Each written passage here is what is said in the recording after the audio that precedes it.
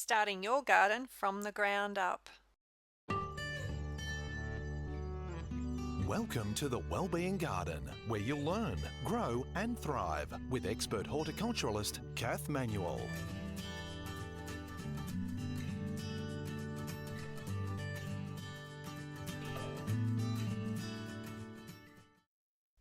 Hi there, and welcome to the Wellbeing Garden. I'm Kath Manuel, your host today, and this episode is one that I do a lot of speaking on, and I run a lot of workshops on this topic because many people really want to know how to get their garden started and how to grow amazing plants, whether it's for herbs or veggies or for an ornamental garden. But it's really in the ways that you actually get your garden started. So the tips I'm going to share with you today are suitable for new gardens, or also if you're going to revamp an existing garden. You can follow these simple methods to get an old garden looking gorgeous and new again. And these points and methods are also suitable for any location that you're creating a garden, whether it's in your home garden, if it's in a place that you work, so it might be in an aged care facility or in a community garden or as part of a community organisation that you might work at or volunteer in.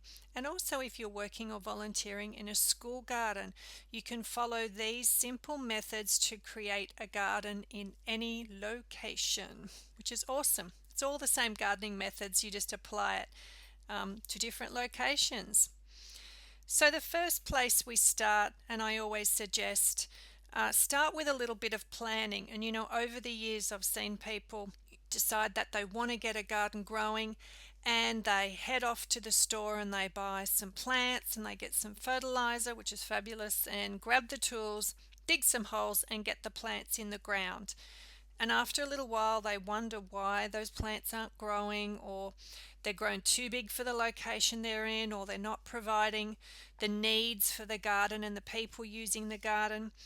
And the thing with that is there hasn't been any planning. It's just they've taken off, got the plants, chucked them in the ground and hope for the best. And usually it doesn't work out.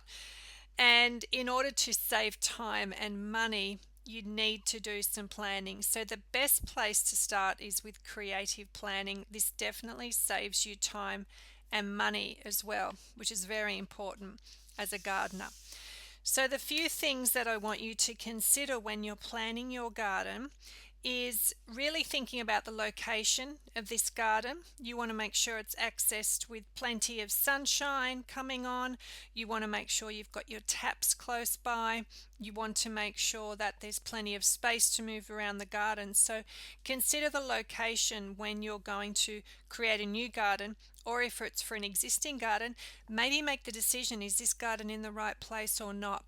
And if you want to move it, then you may have to transplant the plants and move things to another more suitable location. A few other things that you need to also have a think about is if you're going to grow food for people that live in your home or for your community centre or the people accessing the garden, how many people do you need to feed? So when you're thinking about creating the size or thinking about the size of your food gardens, how many people do you need to feed is really going to help you determine how many garden spaces you need.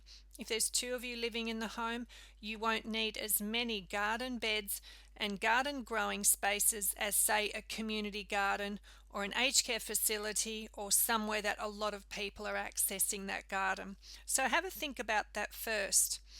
Also, so gardening doesn't become a chore, think about how many hours a week you can spend in your garden.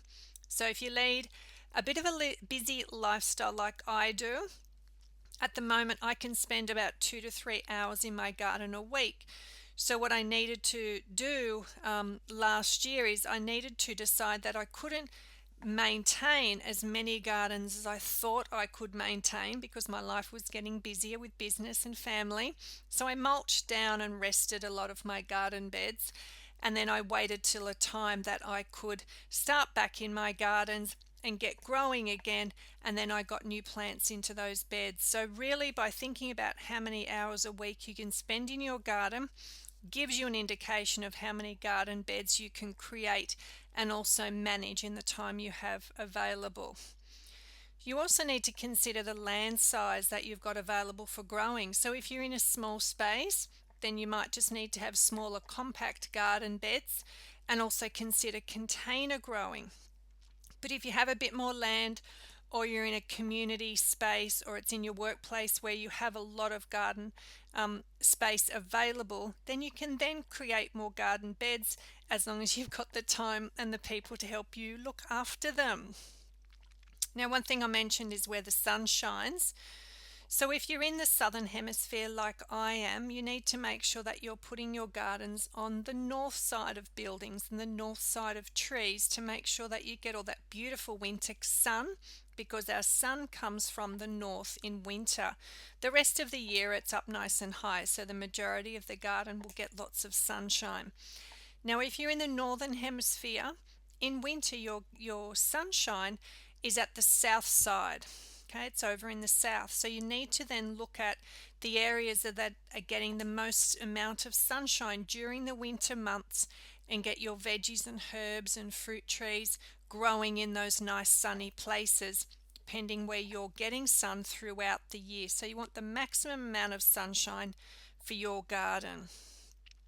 You also need to look at a few things like the slope of the land, the quality of your soil, any existing plants and gardens that you might have. And you need to determine then, if you've got existing plants, do they stay? Do they go?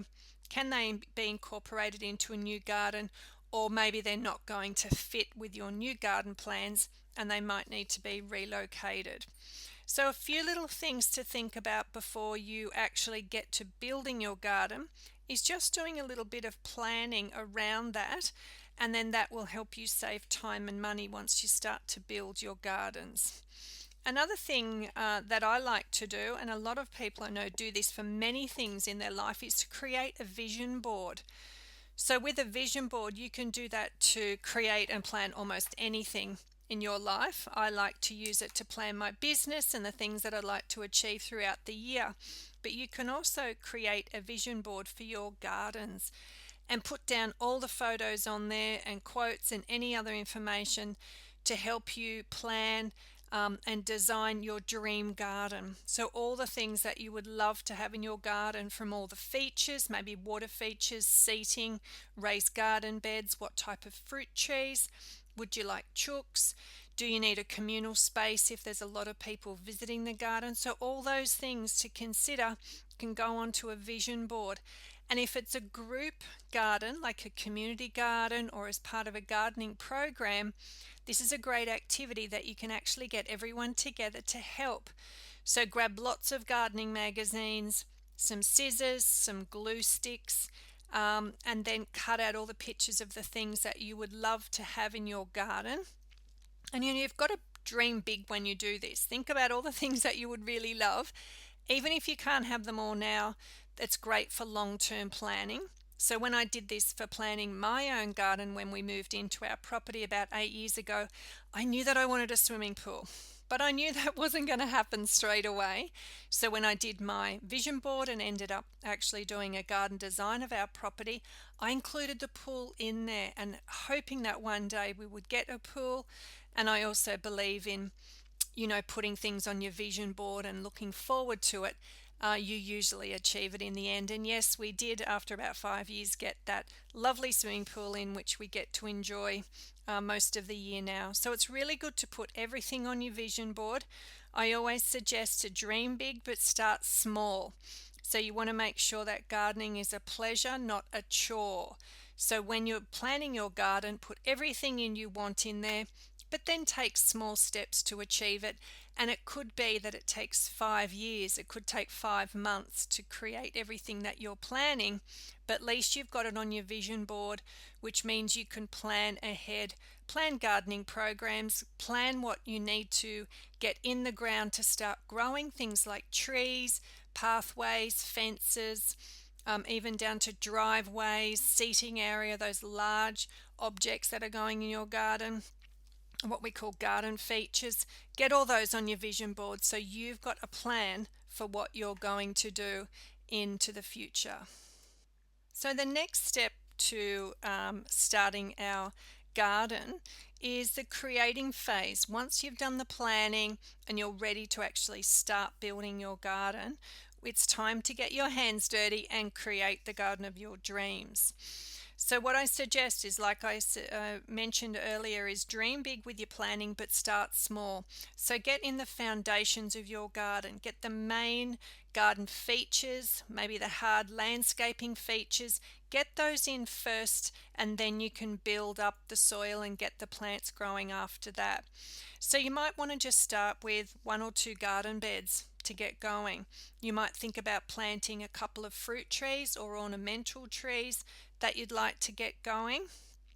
I totally suggest that you get an in-garden composting system started straight away, because you're really going to need really good, rich, healthy soil to get your plants growing in the new garden. So I'll put a link in the description for the episode for you, so you can have a click on that and then follow my super simple in-garden composting system, which I love. Now I have usually most of the time 3 or 4 of these systems going at once, so I can compost a lot of food scraps and garden waste and create healthy soil for my garden. So once you get the hang of this simple system, you then could add a few of them to various areas around your garden to help create your soil. But it really, really will boost the health of your plants to have a good composting system going.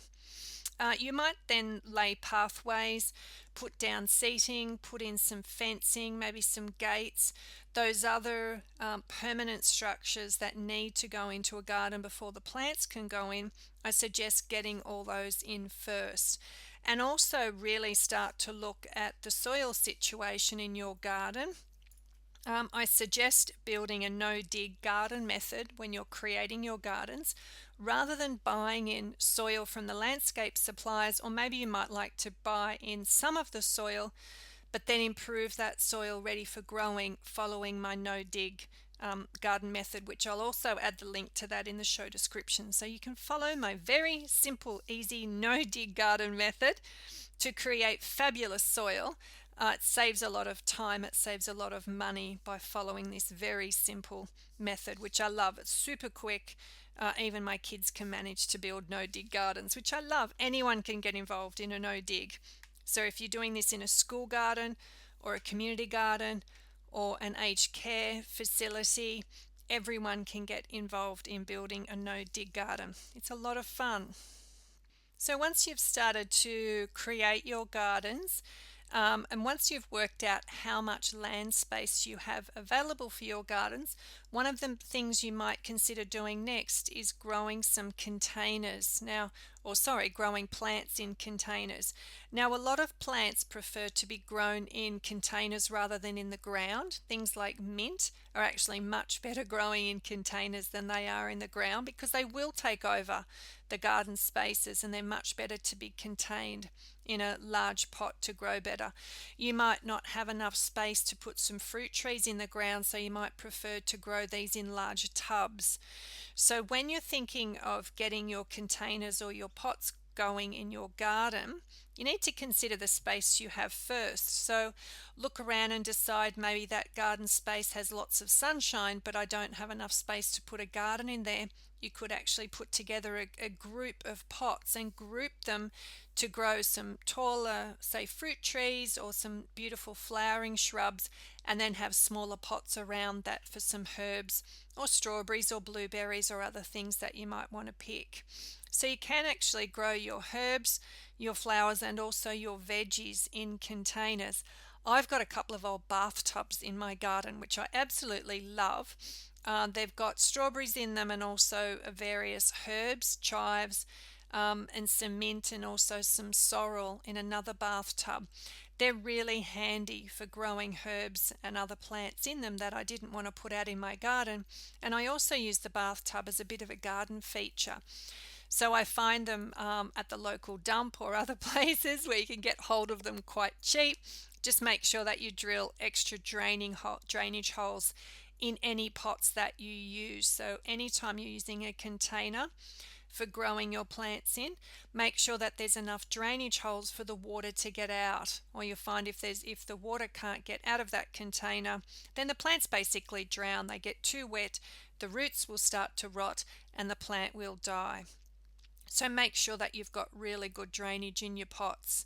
You can try themed containers. So you might want to grow a big container with herbs for pizza topping. Or if you're into Asian cooking or Italian cooking or cuisine, you might just want to grow the herbs that are suitable for the meals that you like to cook.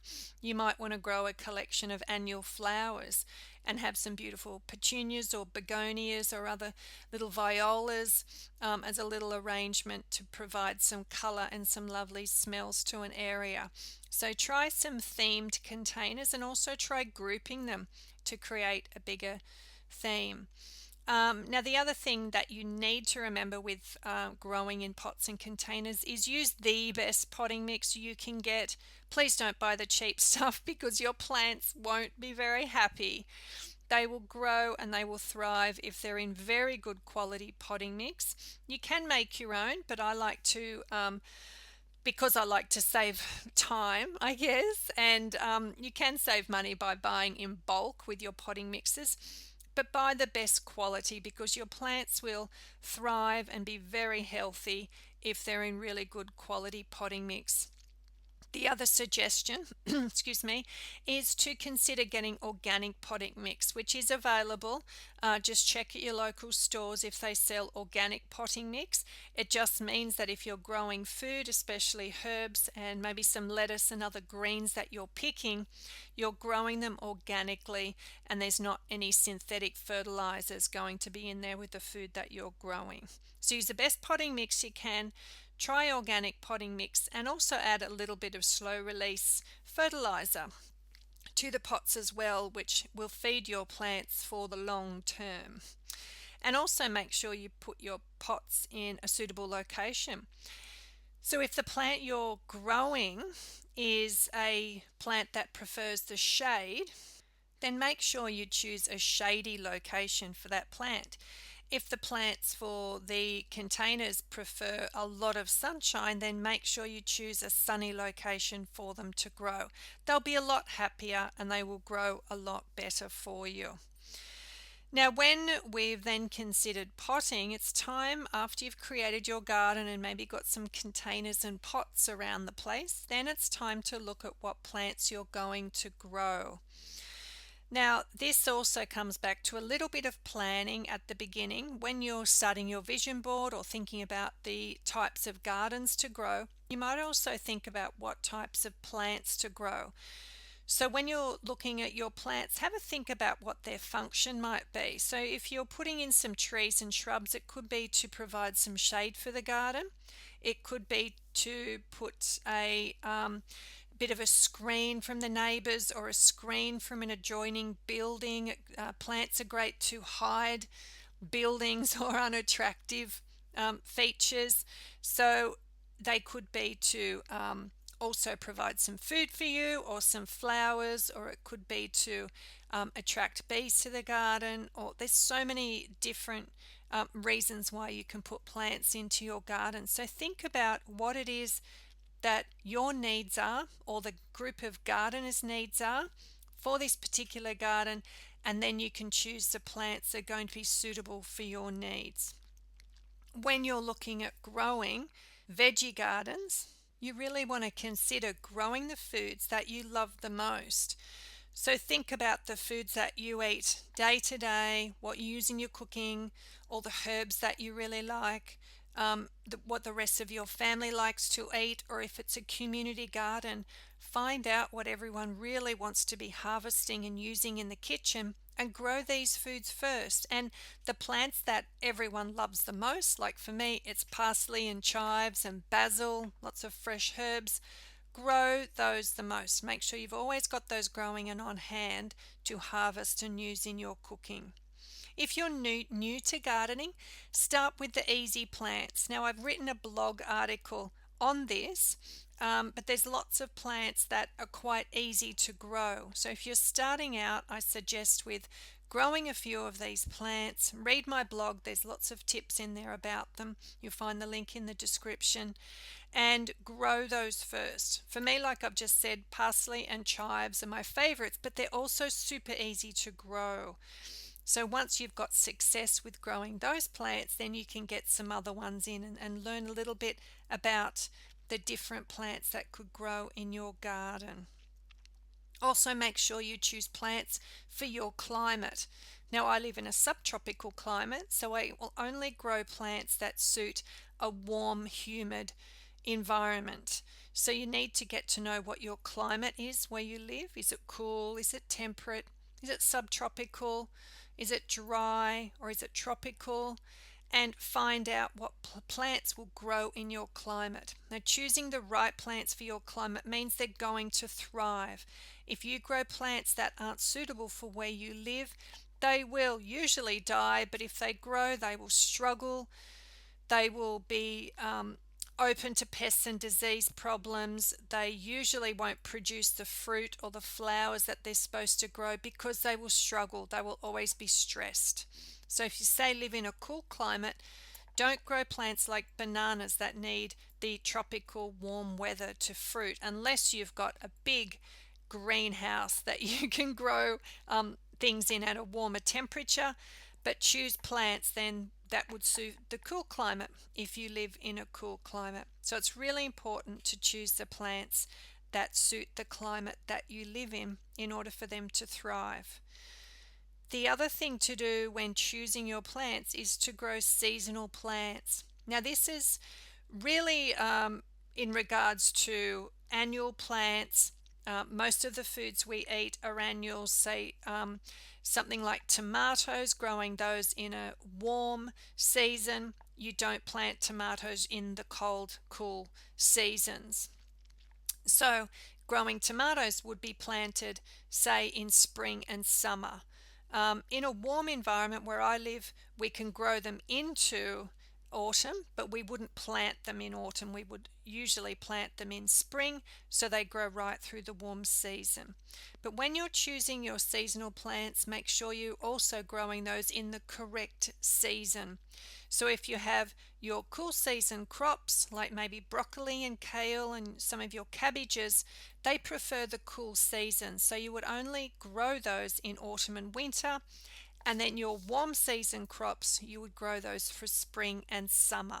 So get to know what your seasonal plants are from the plants that you like to grow and eat, and work out what season they need to grow in. And that's when you get them either into the ground or those seeds sown in that particular season. Now, I've got lots of tips. I will share a link with you on seed sowing, and it has more information on which seeds to choose and how to grow those in the different seasons. So I'll make sure that's in the description as well.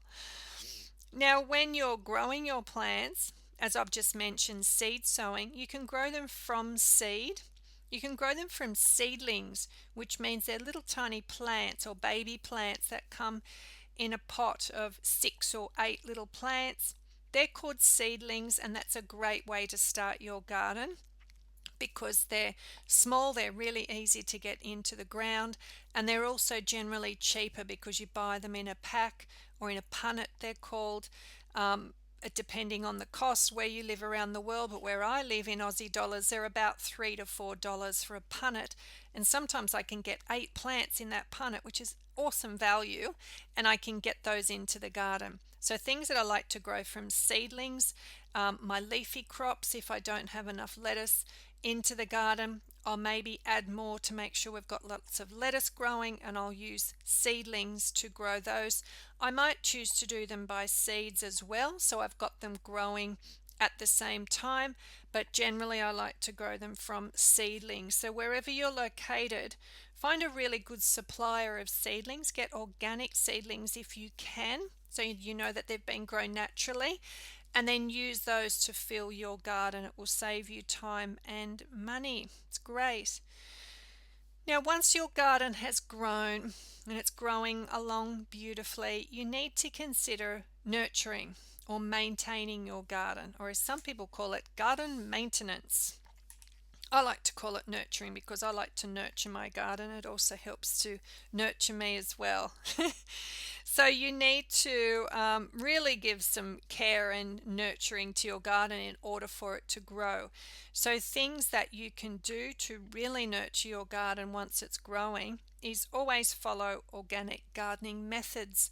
Now, I'm a really big advocate of organic gardening. If you've listened or read to any of my other information, all of the programs that I run, everything I teach, everything I write about in all my programs and services is based on organic gardening methods. It is the best thing for the planet, and it is the best thing for the gardener and the people that are accessing the gardens and eating the food from the gardens. So when I say organic gardening methods, it means that it's gardening using only natural products and only natural fertilizers, anything you add to the soil, not using any chemical sprays like herbicides for your weeds or sprays to kill off pests around the garden. Any products that are used are only natural, so they're not having a harmful effect on the environment, and they're not having a harmful effect on the person that's using the products or accessing the garden. So I've written articles again. I will make sure that there's a link for you to give you some tips on being or becoming an organic gardener. Now, these methods that I follow, you can apply these to any gardening situation. So at the beginning of this episode, I mentioned that these tips are suitable for your home garden or a community garden, or a school garden, or if you're gardening in aged care or at a community organisation centre.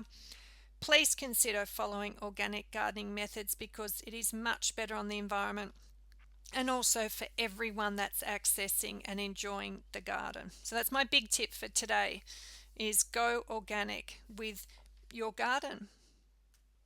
The next thing that I suggest when you're nurturing your garden is to keep a garden kit of all your gardening goodies on hand. Because if you're anything like me and you just find you might have 15 or 20 minutes to duck out to the garden and do a gardening activity or get something done in the garden, the last thing you want to do is spend that 15 or 20 minutes looking for gardening tools or your gardening products. So have a little kit of all your gardening equipment in the shed or locked up in a space that you can just take a lid off a nice big container or one of those. I love those big clear tubs where I can see everything in there. Keep your gloves, maybe some secateurs, some hand trowels to do lots of digging, a few small containers of organic fertilizers. I like to buy my organic fertilizers in bulk from the local produce store because I save money on that. And then I keep the large bag in a big plastic garbage bin, and I just use small plastic like a takeaway container to keep a small amount of that fertilizer in. And then when I head out to the garden, I only need to carry that small container with me. I don't need to grab buckets or big containers of fertilizers to just get out to the garden and do a little gardening job. I also keep watering cans, some liquid fertilizer, a few pots and other goodies that I like to use in my garden in one location. So if I find I've got 20 minutes while dinner's cooking, or I've got a little bit of time during the day or first thing in the morning, I can grab my little gardening kit, grab out what I need and head out to the garden and enjoy it. I don't become frustrated because I can't find things. The only thing I do tend to lose, and it's something that I think a lot of gardeners do, is I do tend to leave my secateurs out in the garden. They've got a beautiful bright red handle on them, so usually I have to sort of backtrack and find where I've left them if I've been doing a lot of pruning or carrying out something after I've pruned it. I tend to leave my secateurs laying around. So if they're not in my back pocket when I'm gardening, they're usually in my gardening kit so I can find them nice and easily. This also helps to keep your gardening tools and equipment nice and clean and dry and ready for you when you need to use it. The next thing you need to do to nurture your garden is to feed your soil. And my latest blog post gives you 5 ways to feed your garden to grow more food. So I will definitely make sure I include the link for you to read that, because I give you 5 examples of ways to feed the soil. Now, through my studies as a permaculturist, one of the sayings that I learnt through permaculture is feed the soil, not the plants, because the plants will take up all their nutrients they need from the soil. So you actually need to feed the soil. So make sure you have on hand your organic fertilizer, slow release fertilizer, maybe some blood and bone. Also consider composting or having a worm farm where you can access some of that liquid from the worm farm to feed your soil, and also help to feed your plants. So make sure that you feed up your soil really well, and that helps to nurture your plants, and they will really grow strong and produce food and flowers for you to enjoy if your soil's really nicely fed. Always make sure you also cover your soil with a mulch. That helps to keep the moisture and the nutrients into the soil, and it also helps to suppress the weeds and stop those weeds growing. The other thing to do once your garden is growing along nicely is make sure that you harvest regularly, because you want to make sure that you enjoy all that beautiful food that you're growing and the flowers, rather than the other critters that come into the garden, because they're going to eat it first. They're not going to think about you when they're coming in to pick things and eat things.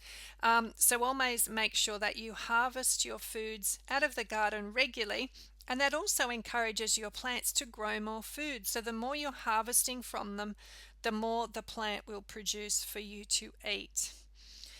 So when it comes to also nurturing your garden, there are a couple of plants that I grow specifically to put back into my soil and into my compost to help feed the soil. And one of those is comfrey. Now, I've done a lot of talks using comfrey. I use it a lot of the time in my workshops.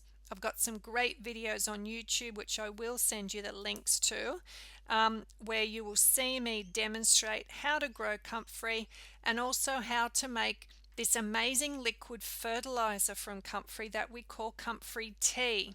Now, this is not for you to drink, so it's not like a cup of tea for you. You can use other herbs for that. It's actually to feed your plants and feed the soil. Comfrey has an amazing level of nutrients that's stored in the leaves. So when you use the leaves in the soil, your plants can access those nutrients to help your plants grow. So I'll include the links for that. If you can get some comfrey growing in your garden, fantastic. I love it for the compost. I love to use it around my fruit trees when I'm feeding the soil around my fruit trees and adding it to my garden soil. It's an amazing plant. It's also a medicinal plant. A lot of people use it to knit.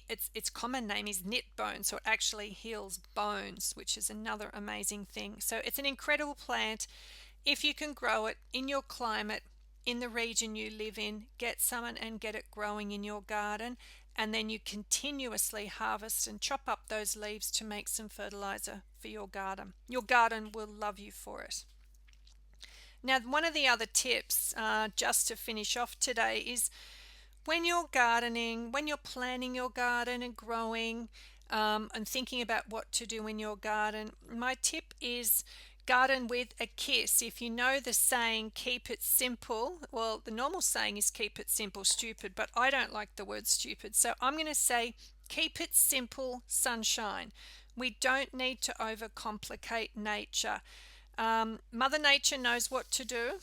The critters in the soil, all the creatures in the world know what to do. We don't need to overcomplicate it. We just need to make sure we build beautiful environments for the plants to grow in, feed the soil to make sure that the plants grow nice and healthy. Maybe include a bird bath, a few bird baths around your garden to encourage birds to come to the garden, because they will eat any pests that come into your garden.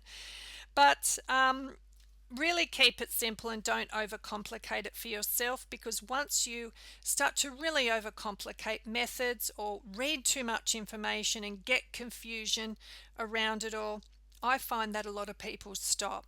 A lot of people have said to me, it's just too hard, there's too much information, I don't have enough time, or I don't have the money to grow all these things, what I suggest is you just stop and simplify everything and allow your garden to grow. It will grow if you provide a few basic things to help it along. Encourage biodiversity, which means you're growing naturally, you're using only organic gardening methods, but also encouraging nature, birds and animals to come to the garden to really help nurture that space and allow your plants to grow beautifully. We don't need to be controlling it too much for everything to grow so well. So there's my tips for getting your garden started from the ground up. Once you follow these methods, I really am sure that you will grow a thriving garden. Thanks so much for joining me in the Wellbeing Garden today. I really hope that's inspired you to consider building a new garden or revamping an existing garden that you have to really grow and thrive outside in your beautiful natural space, and also to grow an abundance of food and flowers.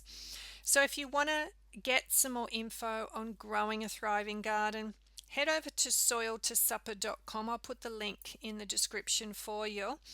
So thanks again for joining me in the Wellbeing Garden, and I really look forward to seeing you next time. Have an amazing day.